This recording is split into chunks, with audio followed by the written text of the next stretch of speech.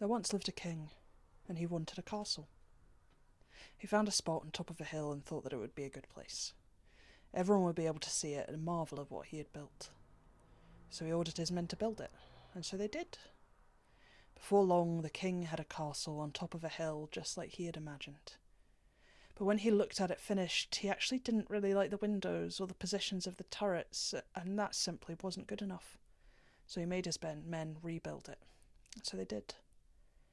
When they were finished, the king stood back, and then stood back again, and saw so many trees that you could barely see the castle, and this simply wasn't good enough, so he ordered his men to cut down all the trees nearby, so that the castle would be the only thing of beauty.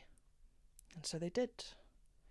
And when it was done, the king stood on top of his castle and saw everything around. But unbeknownst to him, the trees had been bracing the castle from the wind, and without them, being in it was like being battered by a tornado. And this simply wasn't good enough. He demanded that his men disassemble the castle and rebuild it in a more sheltered spot. So they did. But this spot meant that the castle couldn't be seen. And this simply wasn't good enough. So the king made the men take it apart and build it again. And so they did. But this next spot was too small for the castle's size.